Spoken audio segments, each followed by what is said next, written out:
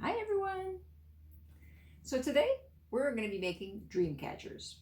So dream catchers are important in the Aboriginal people culture or the Native American, depending on how you. And there's a lot of different stories or legends, I should say, on the internet. So if you really want to see the significance, it's really interesting. I found some really interesting stuff that you can go and search for yourself to see. Two that I found really interesting was that they would hang the dream catcher on top of the baby's cradle to protect the baby or the kids. Also, the other one that was like we know the name dream catcher.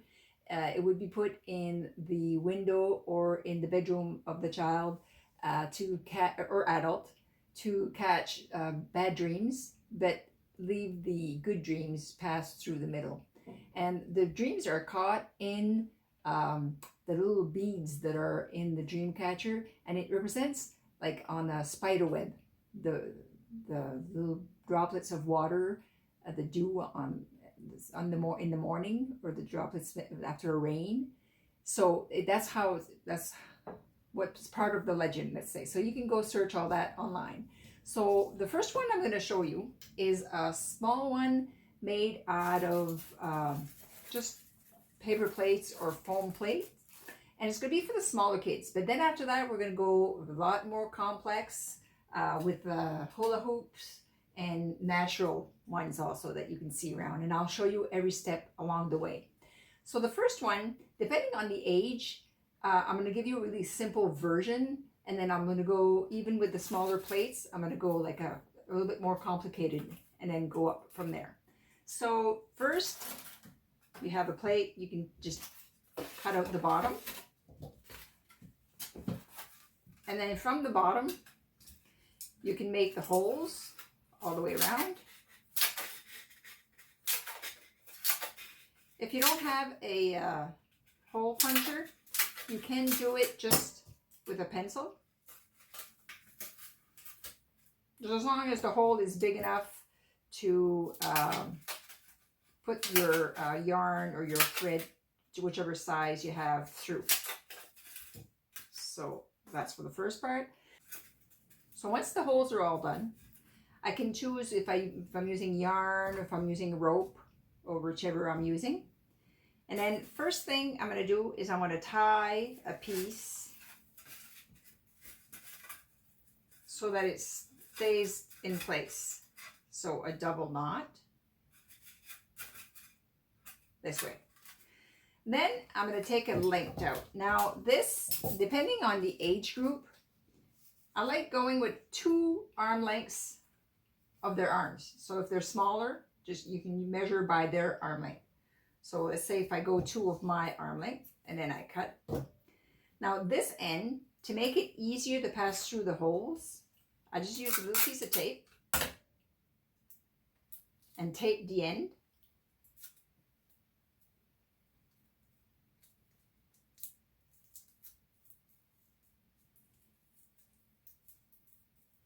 I can even cut a part of it. It makes like the end of a shoelace, basically. And then I can put it through the hole easier. So for the small ones, you can just have them go into the holes back and forth. So pull it through, and then they can go on the other side.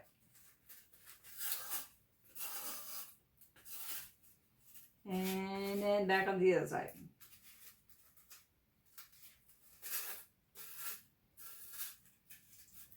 And then again.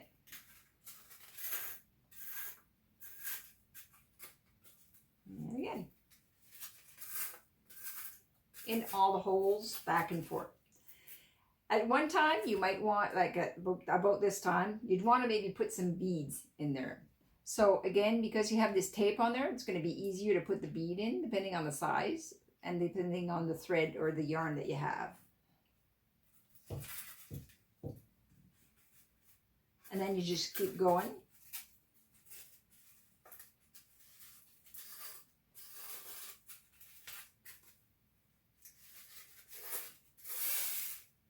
And then you might decide to put another bead and then have some more in there as you go.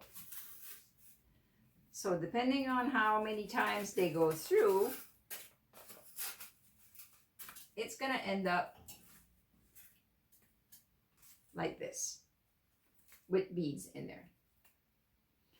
So that's one way of doing it for the smaller kids. Now, if you have older kids,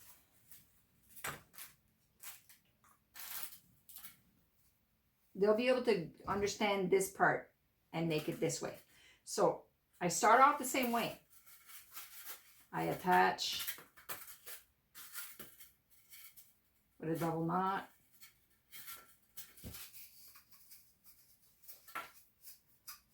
Almost 2 arm lengths. I take the end.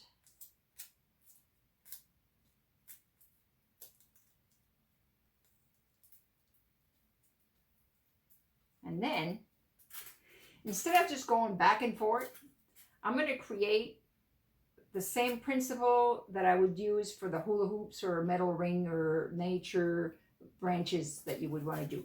So what I'm doing is I'm going back and forth in the holes.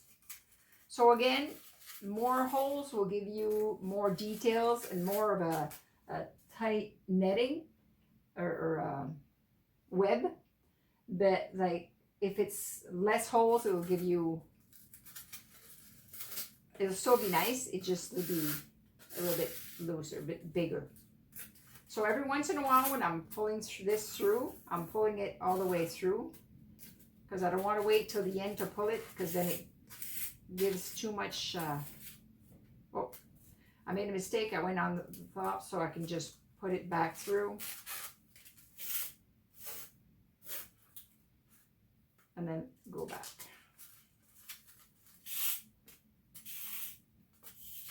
Whoop.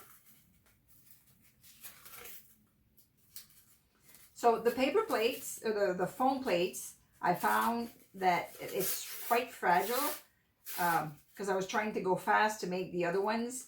I pulled too hard on this string and it broke one of the plates. But I just put a piece of tape on there to fix it so it's not bad. But you can also do it with paper plates, or you can do it with cardboard, thin cardboard from just a regular cereal box, or heavier cardboard. So basically you just cut out your circle, cut out the middle, punch your holes, and then the same thing, the same principle for every technique. Okay, so once I'm done this part, now this is the part that gets more complicated, that'd be harder for the smaller kids. What you're gonna have to do is you're gonna be going inside these loops to start. So pull it through, underneath, pull it through, underneath, pull it through, then I'm pulling it through all the way.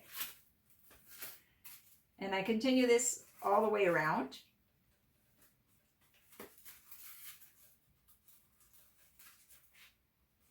Oh, I did the same thing over here. That's okay.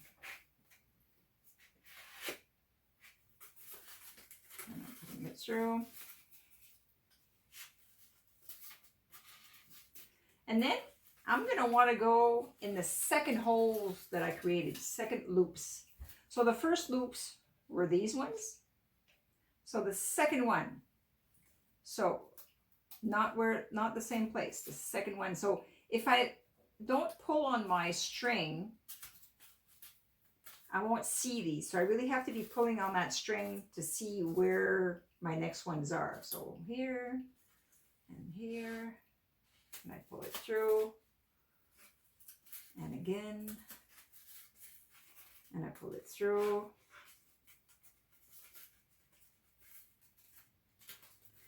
Now, I'm going to be doing again on this middle one.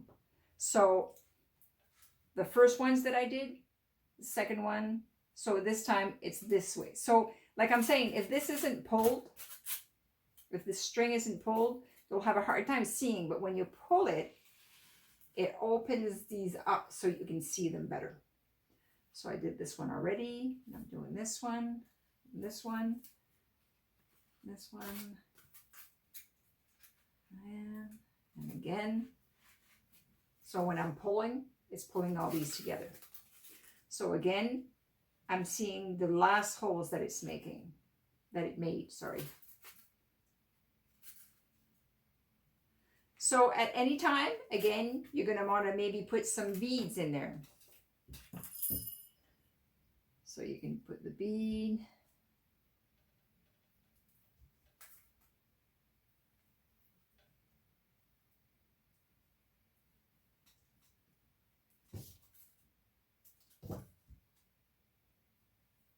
There we go. And then you can keep going and then put another one. So it's really up to you where you put them. And I always like leaving a hole in the middle, but you can put it tight and not have a big hole if you want. It's really up to you. So you can put as many beads as you want. So at the end, I tie the last part with the first one together.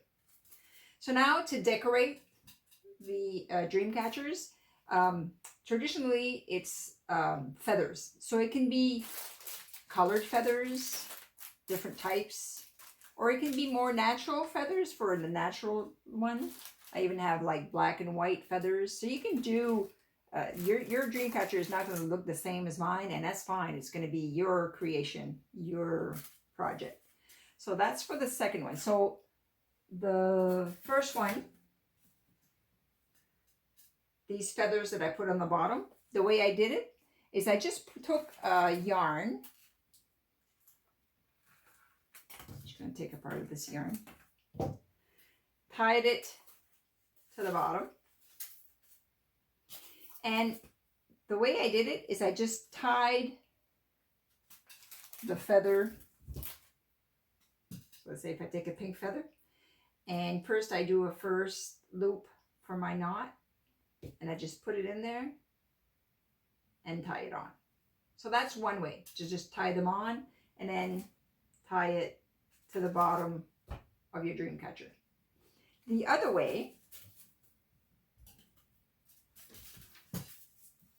is the way I did these ones. It's with a bead. So if I take my string or my yarn and put a bead in there, depending on the size of the bead, you can stick some feathers in there. And usually what I do is I put as many as will fit to make it snug. So that way I don't need to put glue or tape or anything. That's what holds it there. And it makes a better finish, I find. Then you have the bead there too. So that's the way I did this one with all the different on the bottom. So that's for the simpler ones for the kids. So now to get more complex, I'm gonna go with a hula hoop. So the hula hoop, because there's no holes and I can't make holes to put the thread or the yarn in, what I do is first I tie it to the hula hoop, 2 knots, and then so that it doesn't move, I take a piece of tape to hold it in place. So that's the first part. So this yarn, again, this string, I made it long enough, like with 2 to 3 arm lengths. So now I have to measure to see how far. So the wider they are, the bigger the web will be, like the bigger spaces will be on the web. The smaller they are, the tighter the web will be. So first, I can measure approximately where I want to be. And then this string, while I'm holding it here, has to go underneath and in the front of this one. So this way. And then I pull it through. So then I can measure again to see exactly where I want it. And I hold it and I tight it. So if this string is held tight, it's going to hold. So now I go do my next one. So I'm holding this one with this hand and I'm pulling it through inside, on the inside of this. I'm going to do it 2 or 3 times so that you understand. So again, I can measure and then I can hold it tight. I can measure for it approximately because you want them the same width in between. And again, you can have them all really close apart or wider apart. Closer makes a tighter web and takes longer, but it's really nice. I'll show you another one after that I did that way. So again, I'm holding it tight, measuring approximately, going inside and pulling it through.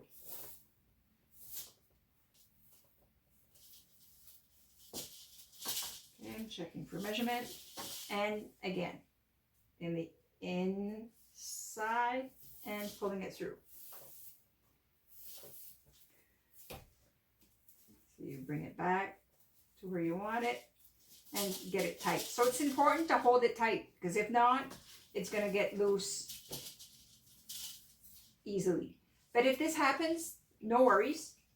Just tighten it up again. Hold it, measure, tighten it up, and you can fix it. So I have another one that's ready for the next step, so I'm not going to do the whole thing, but at the end, I attach with the other cord.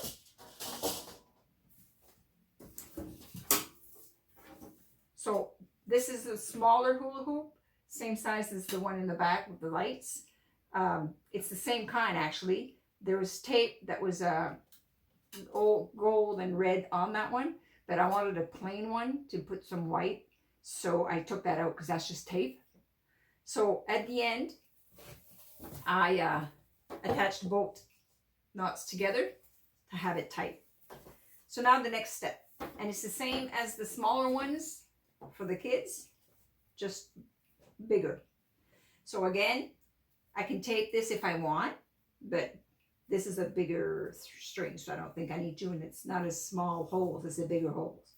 So again, I go in and I pull. In, inside, and I pull. Again. So you can see when I pull onto this string that it really opened up the second ones for you to do. So again, if you're be closer, you'd have them smaller, but it makes a tighter web. So second time around, I go into the second hole.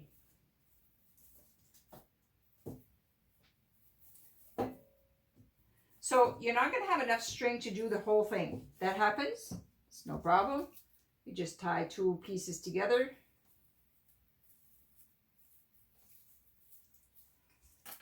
You measure 2 or 3 arm lengths, you cut it, and you keep going.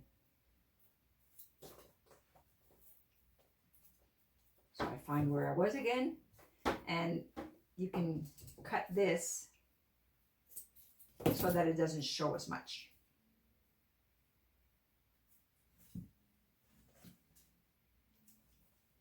Okay, so I keep going.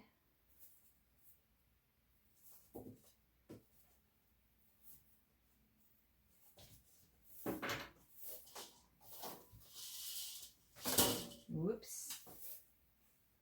I took the wrong string. Took the string from the other one. There we go. I got too many strings around. Okay, so did I tie the wrong? No, okay, I tied it.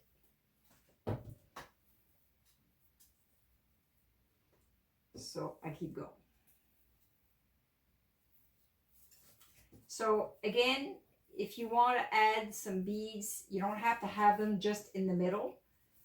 You can have them wherever you'd like. The last one I'll show you, I have some that are further in. So you could start putting beads in now if you want.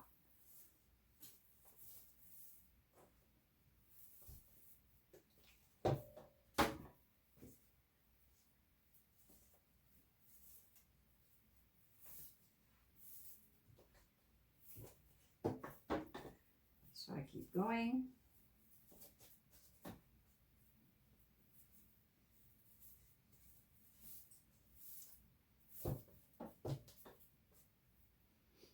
And if you notice that you've made a mistake, you can just like go back and start from where you made the mistake. You can just pull the string out again and do it up again. Right now I'm going fast, so I could have missed a loop, I'm not sure.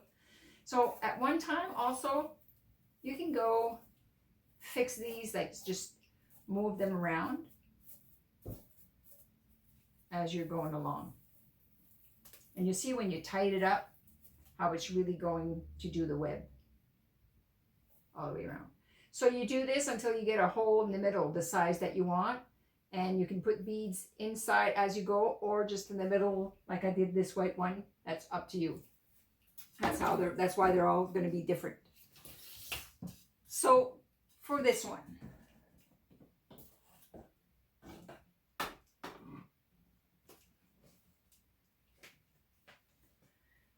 I did with a smaller, thinner string, and then closer together, I mean, so that it did the web a little bit tighter.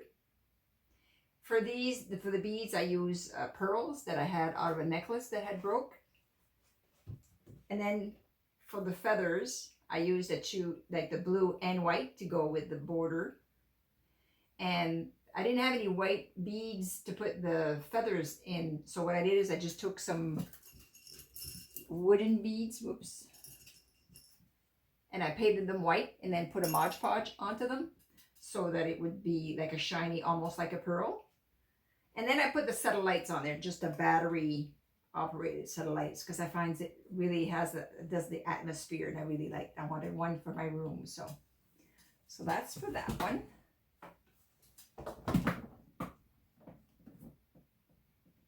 There we go. And then for the natural one.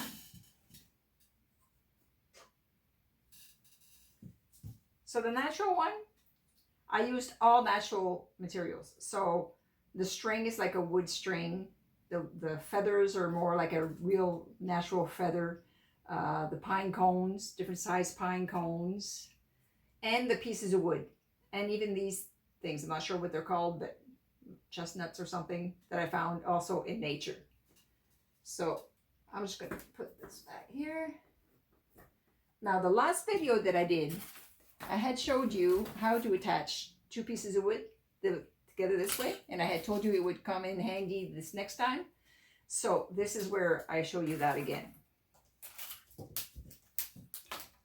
So I had explained that if you went in the nature, or if you looked in your yard, pieces of wood that fell out, the branches that fell from the trees in the winter, to try to find a V that connected together. If you don't have that, if you just have plain pieces of wood, it's fine. You can attach all the corners. And you can do 3 or you can do 4 together also.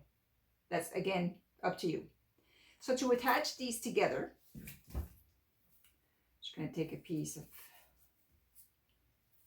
thread.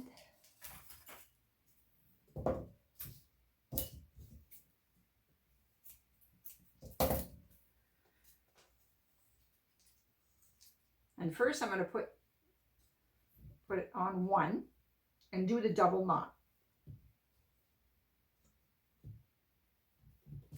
Then I'm going to decide which piece of wood and how, and I left these on. I find it adds to it, but that's up to you. If you want to break them off, you can, or if they break while you're putting it together, then you don't have them at the end, but it's up to you. And again, you can have it turned in or turned out. If it's curled, it's fine too.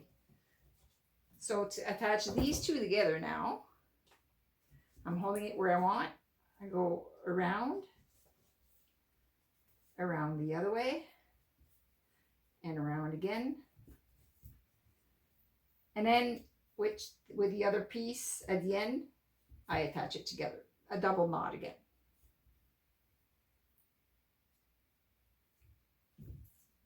And that's for the first part. Now, you decide where you want it for this part, and you do the same thing again.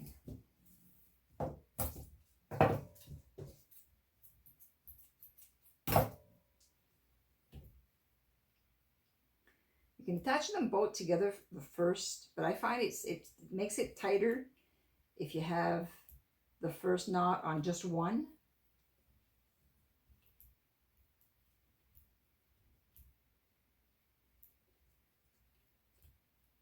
And do the double knot.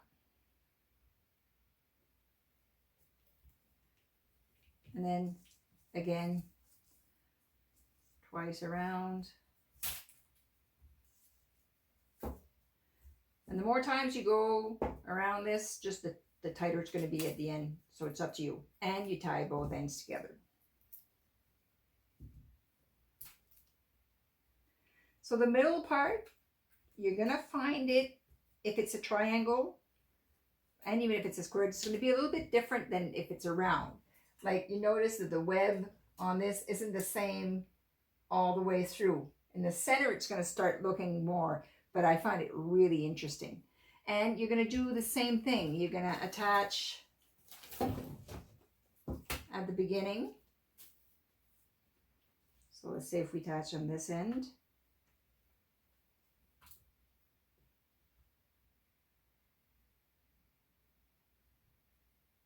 Double knot.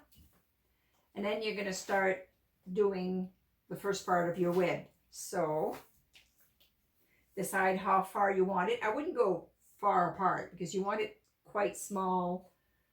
You want the web to show. So again, you pull the string on the inside, this side, and hold it tight. And then again, bring the string on the inside. Pull it tight again. Again. On the inside. So you do this all the way around, attach it, and then do the inside. So the same as this. All the way around until you get to your circle in the middle. And again, you can put beads inside or just in the middle, your choice, or you don't even have to put some. I'm just going to get up and show you another one that I made because I didn't have any room to put it here. So I'll be right back. Okay, so this one, same hula hoop as the other ones, but I left this silver and blue on because I found it interesting. And I had some silver string that I used and silver beads. But I also put beads on the other parts also. And then I put more like in the middle here. And at the end, when you were in the center, you just tie to the last part, you just tie a double knot and then you cut the excess. But at the bottom, instead of putting feathers, I put just different fabrics. White fabric, satin type fabric, and just like a sheer. And it's really nice on a wall. It's beautiful. Like I have a blue wall that I put it on a little bit like this, and it's really pretty. So I'm just going to go put this back and then show you what we're going to do next time. Okay, I'm back. So next time, magic wands. To add a little magic back in this world. So magic wands, like as in fairy magic wands with ribbons and stars and diamonds, or magic wands which are more like magicians, or so this is like glue gun that you add to it. So magic wands are like Harry Potter magic wands. So this is just a few samples that I had. So it can be like a smaller piece of wood that you can put it on and make some smaller ones. You can add the ribbon, paint. So it can be just with a stick from outside. Again, even if you have a straight one, it's fine. But if you have a curved one, that's fine too. And these are like bamboo sticks that I used. So I'm gonna even have more ready in different samples and then show you how to make them. And of course, if we have magic, then we have sparkles. So I'm gonna have sparkles, different ways to show you different samples that you can do with sparkles. So if you like this video, don't forget to like and subscribe to my YouTube channel. So see you next time. Bye.